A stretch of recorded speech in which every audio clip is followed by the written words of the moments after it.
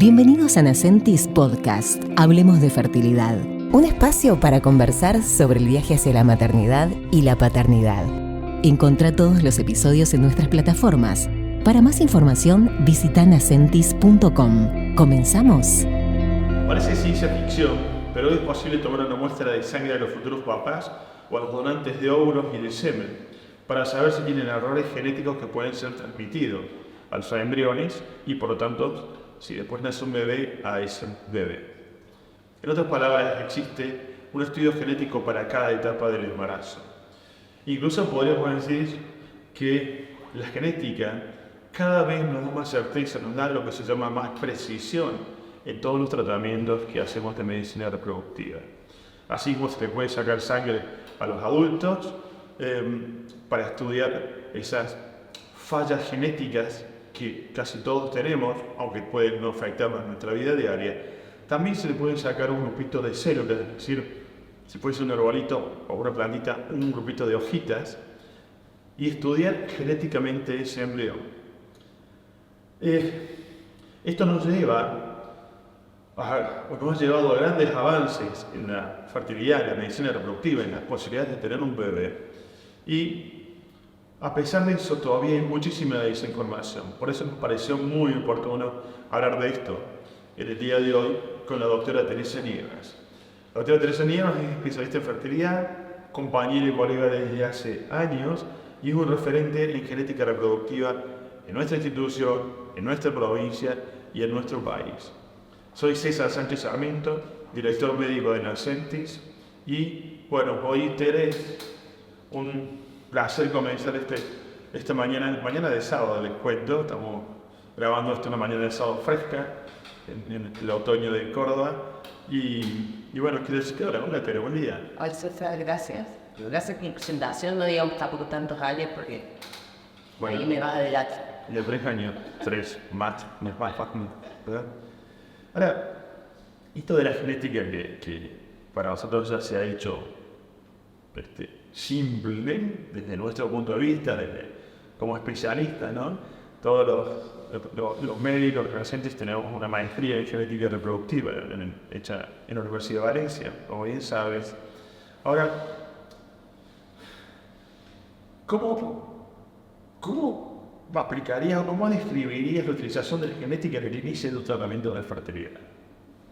Bueno, la genética es, siempre que hablamos de genética y al principio del uso de la genética en reproducción decíamos, bueno, hay como abrir el telón en una obra de teatro, ir a mirar aquella parte que no podíamos conocerla, que era la causa de muchas veces la falla en los tratamientos de reproducción. Entonces, hoy, poder estudiar la genética, la verdad que es algo muy importante. Y en eso tenemos que entender cómo está compuesta o por qué la genética afecta tanto la reproducción humana. Y eso tiene que ver con que, bueno, nuestra carga genética es específica para la raza humana, para la especie, y está compuesta, para que se entienda, como si fuera una biblioteca de libros. Entonces, nuestra información genética, para ser así, como soy yo, por ejemplo, tiene 23 libros que traigo de herencia de mi mamá, más 23 libros que traigo de herencia de mi papá, esos se llaman cromosomas, y de esos siempre van en pares, por esto que decíamos de la herencia, y adentro de cada cromosoma, adentro de cada libro, hay un renglón, hay una lectura más finita, y esos son los genes. Entonces hoy la medicina reproductiva puede estudiar todo eso, puede estudiar cuántos libros tengo, y esas son las alteraciones cromosómicas, que van a llevar a algunas alteraciones en los embriones y resultados reproductivos mejores o peores, pero también puede leer esos pequeños renglones y saber de qué enfermedad soy portadora, entonces sufro, porque como tenemos 2 renglones, si este no está, bueno, leo este libro que es igual y yo la información la voy a saber, por lo cual ser portador significa llevo la marca de que tengo una enfermedad pero no la voy a sufrir. Entonces la medicina reproductiva hoy nos permite estudiar qué marcas llevamos, de qué enfermedades somos portadores, para evitar que esa enfermedad la sufran los bebés. Porque si nos juntamos 2 portadores, me falta este renglón y vos te falta el mismo renglón, el niño que recibe eso va a generar su enfermedad. Tiene riesgo, no todos, el 25%, 1 de cada 4 va a generar esa enfermedad. Entonces, la medicina reproductiva puede estudiar todo eso. Fantástico. Eso es lo que llamamos el test de portadores, ¿no? Exacto. Poder estudiar las mutaciones sería estudiar el test de portadores, saber todos somos portadores de alrededor de entre 2 a 3 mutaciones. Y bueno, saber con qué mutación voy a encontrar en mi pareja para saber qué riesgo va a tener mi hijo. Entonces eso es, no necesariamente uno tiene que tener dificultades para tener un bebé o tienen que llegar a un centro de fertilidad para tener que hacerse ese tipo de estudios. En realidad, cualquier pareja, desde el punto de vista, para simplificar los ejemplos nomás, hablando de una pareja heterosexual, cualquier pareja en realidad debería hacérselo. Sí, nadie no debería hacérselo. A ver, ¿a quién no le haría eso? A nadie, a todos. Si todos tuviéramos alcance para hacerlo, yo creo que todos. Y el alcance tiene que ver también con la información. A veces la gente no sabe. Entonces, no lo pide, no lo pregunta. Así como uno se hace para casarse, que nos piden BRN, que es un estudio de infecciones, un test de portador para saber qué riesgo tengo en la descendencia. Porque ese es el momento para prevenir. Para prevenir, antes de embarazarme. Claro, porque ya después el embrión, cuando sufre esa enfermedad, por ejemplo, hay una muy más frecuente que es fibrosis quística, porque fibrosis quística es una enfermedad donde la tasa de portación es alta. Es alrededor de 1 de cada 25, o sea, juntemos 1 de cada 25 personas y ahí va a haber un portador. Es decir, que si en la sala de espera de Nacentis un día hay 50 personas, 2 van a ser portadores de fibrosis quística. ¡Wow! Un montón. Entonces, ese es el momento de prevenirlo, porque si no lo prevenimos, ese niño nace con fibrosis quística, va a hacer un montón de tratamientos para mejorar su calidad de vida, pero no lo vamos a poder curar. Bueno, fantástico, clarísimo. Y hay diferentes estudios, ¿no? Ese es en la previa de embarazarnos. ¿Qué otro estudio, si uno comienza un tratamiento, cómo lo hilarías? Después hablamos puntualmente de cada uno, pero ¿cómo lo hilarías? Es una línea de tiempo que el primero es consultar antes de embarazarnos. Señor, se le va a tener que hacer el Papa Nicolau, del control fibroparástico que refiere, tendrá que tomar ácido fólico, que es una vitamina para disminuir el riesgo de cierto tipo de enfermedades. Tendrá que hacerse análisis de la rubiola, a ver si tiene defensa para la rubiola y que no salga una rubiola en el embarazo, lo cual es peligroso. Vida sana, no tomar alcohol, controlar el peso, toda lo que llamamos evaluación preconcepcional, que lamentablemente no todo el mundo lo hace. Y dentro de eso están, mejor dicho, los test de portadores. Vamos para adelante en el proceso de embarazarse.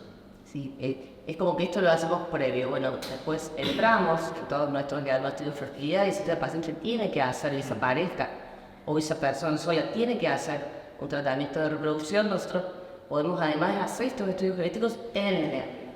Entonces tuvimos la oportunidad de hacerlo en la persona, ahora en el embrión, para poder diagnosticar esto. A ver, ¿le falta un libro o no le falta un libro? El que le vamos a estudiar la frase es a la persona. El que le vamos a estudiar la carga de cromosomas que tiene es al embrión.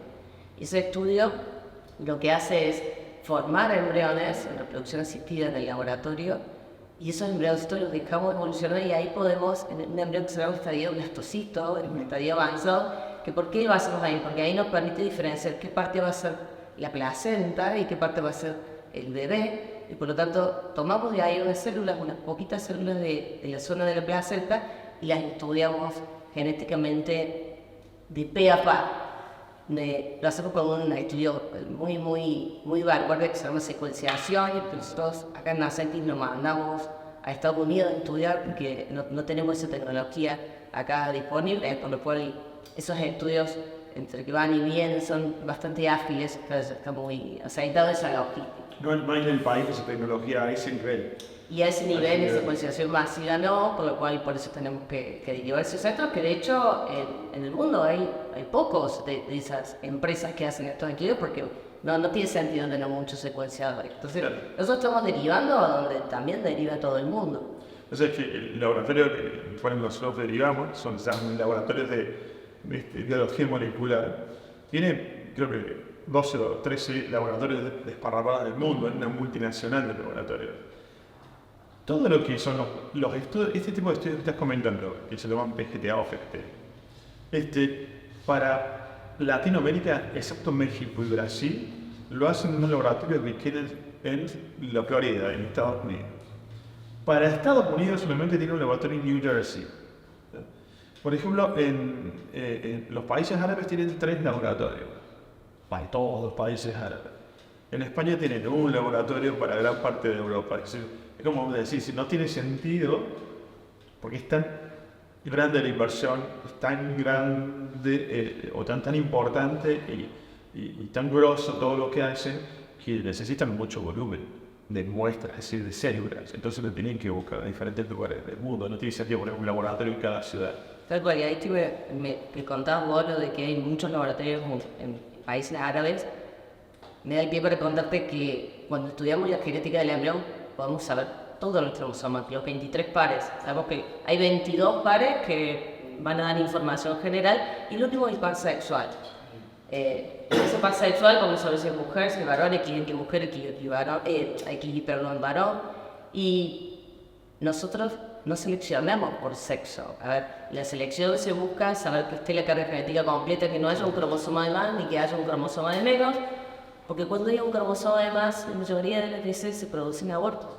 Entonces, y cuando hay un cromosoma de menos, la mayoría de las veces se produce que ese embrión no se implanta. Por lo cual, en otros países, por ejemplo en los países árabes, sí seleccionan por sexo, que es algo que nosotros acá no utilizamos. Sí sabemos, por eso los pacientes nos preguntan, te digo, ¿puedes saber el sexo? Sí, pero no va a ser una variable para decir este embrión es transferible o este embrión no es transferible. Sí, en esas culturas es muy importante tener un hijo varón. Entonces, muchas veces hacer esto un tratamiento para poder tener más posibilidades de tener un hijo varón. Lo que hay que tener en claro es que no se puede cambiar el sexo. Es decir, se puede elegir el sexo si tengo un embrión que es femenino y uno que es masculino. Pero lo que no podés hacer es que el femenino transformarlo en masculino. Por eso, me parece que hay que tener muy claro cuál es el objetivo de nuestra clínica, que el objetivo es lograr un embarazo en el menor tiempo posible, con los menos intentos posibles. Entonces, por eso surge hablar un poco de genética reproductiva, porque estos estudios permiten seleccionar el embrión que tiene toda la carga genética normal y que va a dar un embarazo evolutivo, no va a dar un aborto y que va a dar un niño sano al nacimiento. Porque nuestro objetivo no es la beta positiva solamente. Nuestro objetivo es tener el bebé en casa. Entonces, estos estudios ayudan a eso, a seleccionar, a evitar que los abortos aparezcan, a que esas personas se embaracen más rápido, a quitarles el precio emocional que tiene cada aborto. No es un éxito para nosotros solo la beta positiva. Totalmente. Entonces ahí aplican este tipo de... Un test de embarazo positivo y que después menstrue no tiene ningún sentido para nadie. ¿Seleccionamos los embriones? Sí, claro, seleccionamos. Si uno no hiciera estos estudios genéticos, la primera selección es la forma del embrión. Uno cuando manipula el estómago, por lo tanto un óvulo, un espermatozoide, lo uno en la fertilización in vitro, en el ICSI, ya estoy manipulando, se fue con embrión. Si te dicen que esto lo dejamos de evolucionar hasta, como dije antes, 5 días. Bueno, esa es la primera selección, es la selección de la forma de la morfología. El más lindo, teóricamente, se creía antes, que más lindo, más chance de dar un bebé. Exactamente, el problema de la morfología es que puede estar lindo, pero puede tener un error genético a pesar de estar lindo. A ver, uno puede estar sano y no tener un riñón y yo de afuera no lo voy a ver. En este caso yo puedo vivir sin un riñón, pero un embrión que le falta un cromosoma no es viable. Por lo cual, primero selecciono morfológicamente y después hago la selección genética y eso me va a ayudar a no estar transfiriendo de embriones que yo no veo si son los que van a dar un embarazo evolutivo o son los que van a dar un aborto. Claro.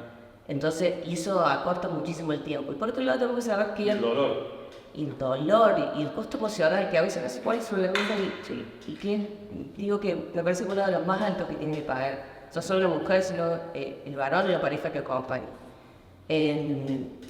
Y te estaba por decir que, además de eso, uno tiene que ir viendo en la evolución a ver cuánto acorta ese tiempo, ¿no?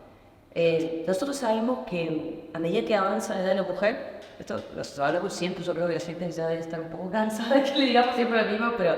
El público se renueva, dice. El día bien. La edad de la mujer va a hacer que la calidad del óvulo sea cada vez menor, porque nosotros no recambiamos el óvulo, no regeneramos el óvulo, nosotros no. Por lo cual, a medida que avance la edad, la calidad de ese óvulo va a ser menor y por lo tanto la calidad de la hembra. Aparecen más errores genéticos en los óvulos y por lo tanto también en los embriones a medida que pasa la edad. Entonces, y alrededor de los 40 años, un embrión morfológicamente normal, el 50% de los embriones morfológicamente normales tiene un error. Wow. Por lo tanto, estás seleccionando mucho más, vas a cortar mucho más el tiempo para que eso pase y logre el embarazo. Porque si no seleccionamos, y bueno, quizá necesite otro intento, y otro intento, y otro intento, y eso avanza la edad y eso genera menos chance de embarazo por cada vez que lo intenten. Además, claro, va cumpliendo años, o tiempo, va pasando el tiempo y las Exacto. chances van disminuyendo. Ya. Hablamos recién del test de portadores y del PGTA, del estudio genético en la mujer. Si yo hago un PGTA, evita, es decir, ¿puedo evitar hacer me dan la misma información que el test de portadores o viceversa? Es decir, uno y otro. No, porque buscan distintas cosas. El PGTA busca libros y el test de portadores busca la frase. El test de portadores, la frase la hago en los pacientes que quieren hacer el tratamiento, en las personas. Y el PGTA lo hago en el embrión, en el producto de estas personas. Y el test de portadores antes. Entonces, una cosa no reemplaza la otra. El test de portador busca enfermedades que traigo de la mochila de la herencia. En cambio, el embrión, el PGTA busca lo nuevo que se produjo. Porque la mezcla de un espermatozoide con un óvulo genera un nuevo ser. El espermatozoide y el óvulo tienen 23 y 23. Son las únicas células del cuerpo que tienen la mitad de cromosomas. 23 y 23. ¿Para qué? Porque cuando se unan, vuelven a tener los mismos 46 que tenemos todos. Son la receta para la receta exacta, maestra. Entonces, si en esa mezcla cometen un error, bueno, ahí lo voy a saber. No antes. No sacándome sangre yo, porque mi óvulo está sanito, pero cuando se mezcla genera el error. Si uno hace un tratamiento de fertilización in vitro, es decir, unió óvulos espermatozoides, se hizo un ICSI, y tiene 3, 4 embriones, 2 embriones, ¿se biopsian todos? ¿Se le sacan células a todos para hacer el PGTA? Esa es una pregunta que los pacientes en el consultorio siempre la hacen. hacen. Mi respuesta, ¿no? Yo no soy igual a vos. Yo no soy igual a mi hermano. Bueno, vos no sos mi hermano, pero yo no soy igual a mi hermano. Por lo cual, cada embrioncito que se forma es un ser individual, que tiene su carga genética individual. Que no quiere decir que porque esta tenga un cromosoma de menos, este embrioncito tenga un cromosoma de menos, el que está al lado también lo va a tener de menos. ¿No? Son totalmente individuales cada uno. Por lo cual, si yo tengo 2 embriones, tengo que testear los 2. No tiene ningún sentido testear uno. Porque si yo voy a testearlo, es porque quiero saber cuál es el que está bien y cuál es el que está mal. Entonces es como que no cierra querer saber un poquito y otro poquito no quiero saber. No, testeo todo.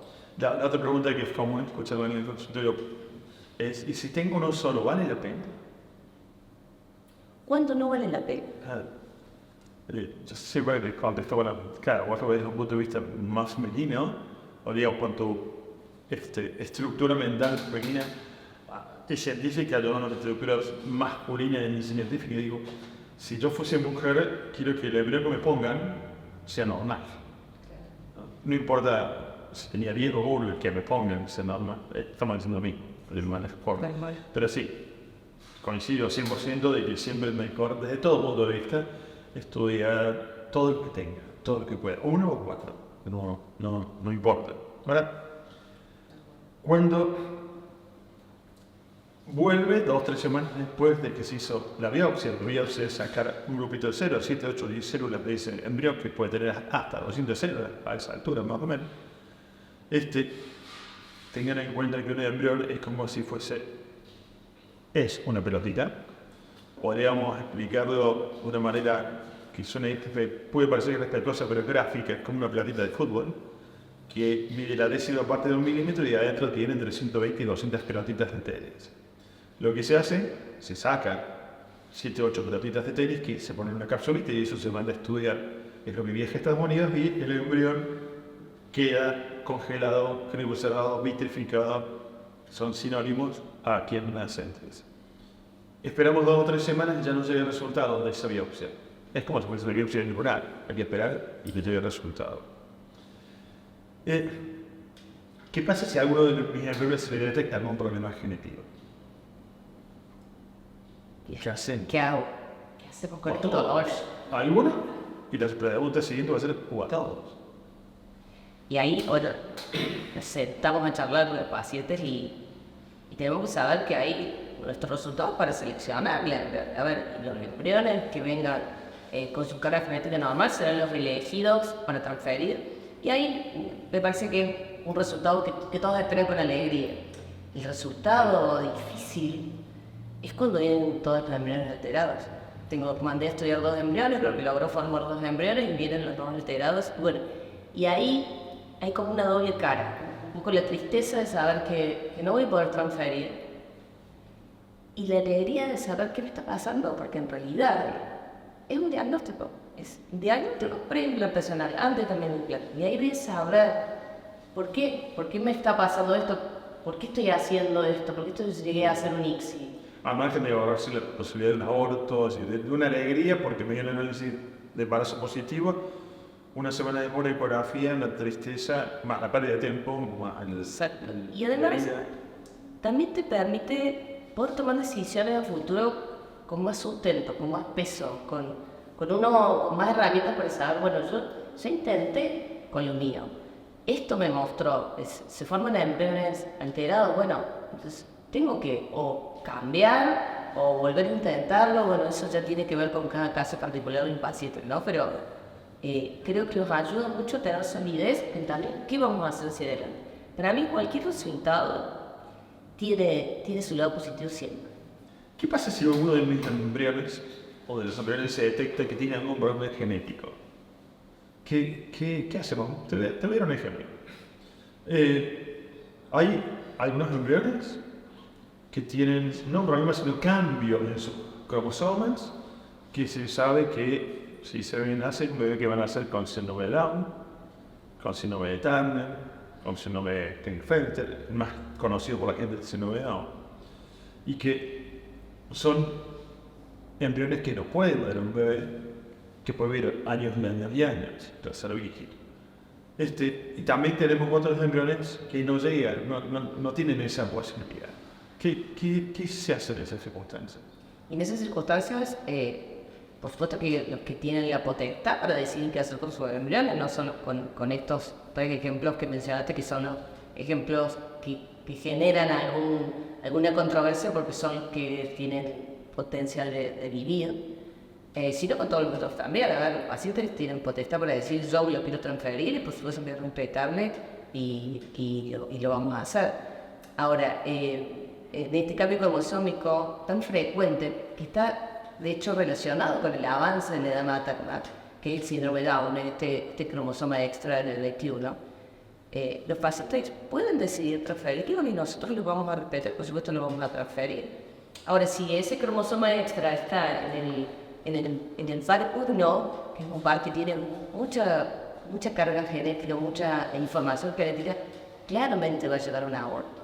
Entonces, ahí los pacientes logran entenderlo. Yo creo que son estos pequeños ejemplos, como los mencionaste, con los pares sexuales, Turner y Klinefelter, con síndrome de Down. Hay otros síndromes, que es el síndrome de Pató y el síndrome de Edwards, que generan un embarazo evolutivo, pero después fallecen a edades muy tempranas, por lo cual es más difícil que el paciente sí quiera transferir.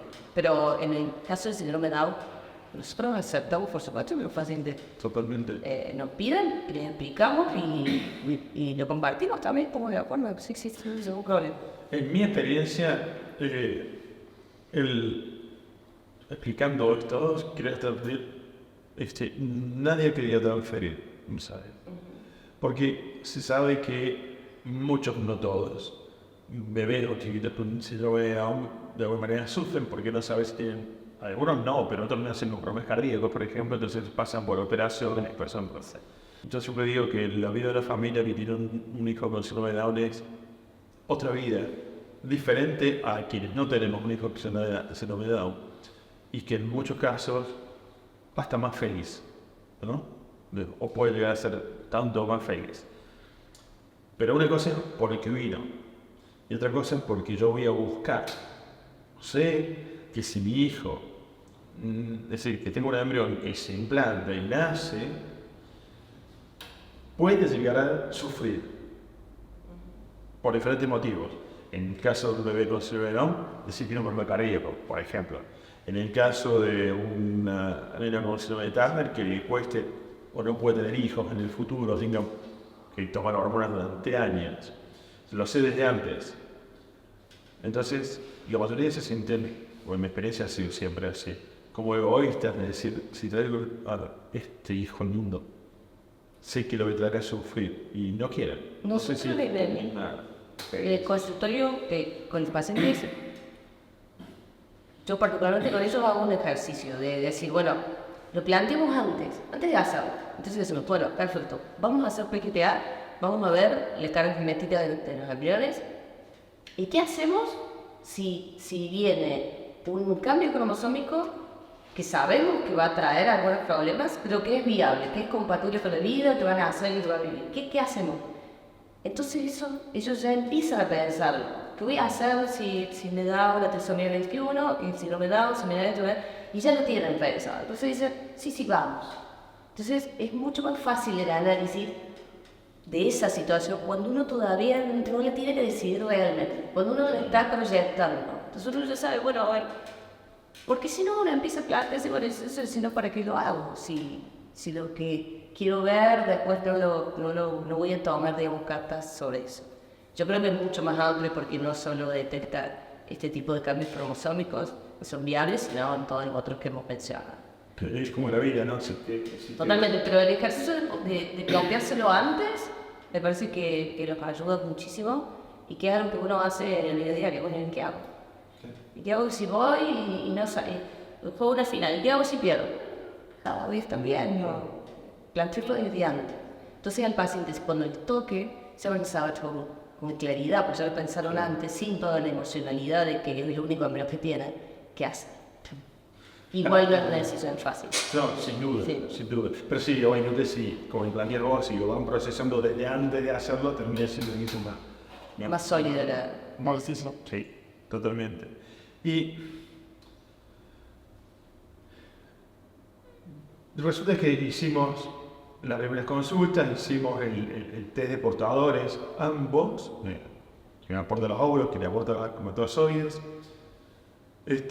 Ahí se evita, el primer gran filtro para evitar muchísimas enfermedades que suelen ser muy graves.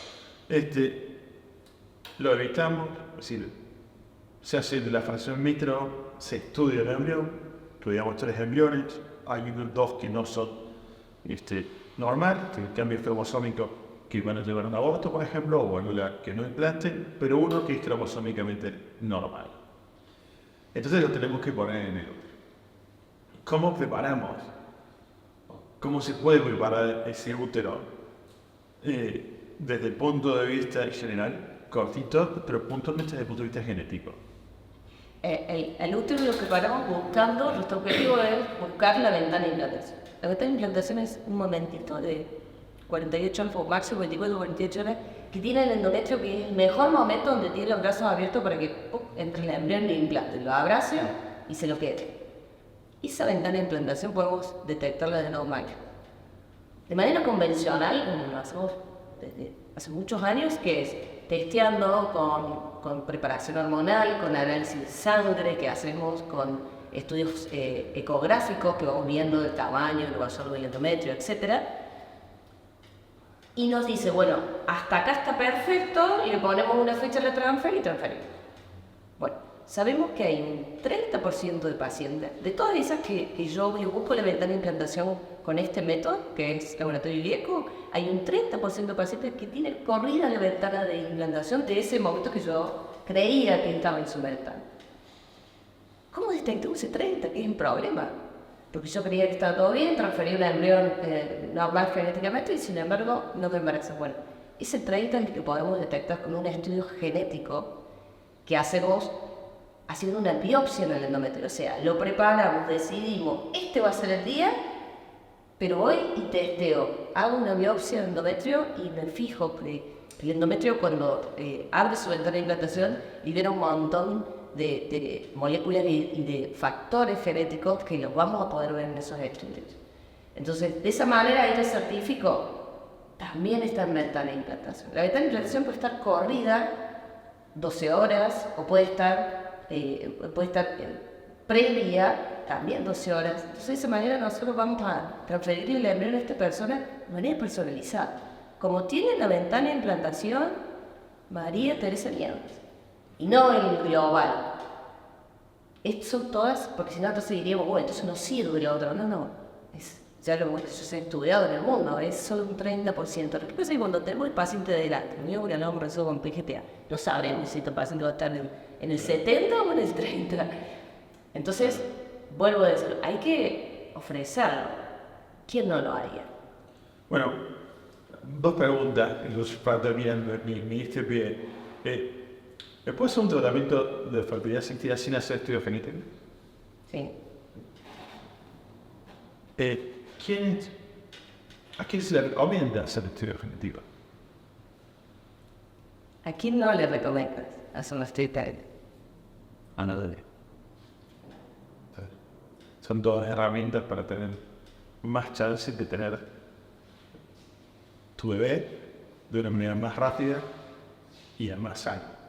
¿No? Y menos costosa, y no menos costosa económica, menos costosa emocionalmente, porque ya estará grande. Absolutamente. Ya te vas a sentir, a partir de la fertilidad o consumidor problemático. Sí, ¿a quién no se recomendamos? No es para todo, por lo real, ¿no? Así. Tere, fantástico, me encantó la charla, me encantó conversar con vos de esto, me encantó. Aunque ustedes no crean, nosotros aprendemos.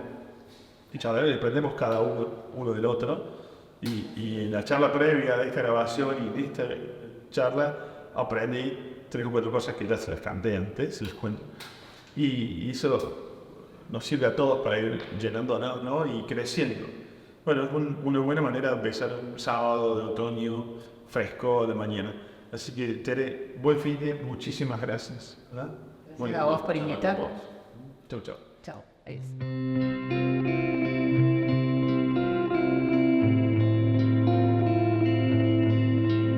Gracias por acompañarnos en Nacentis Podcast. Hablemos de fertilidad. Encontrá todos los episodios en nuestras plataformas. Para más información, visita nacentis.com.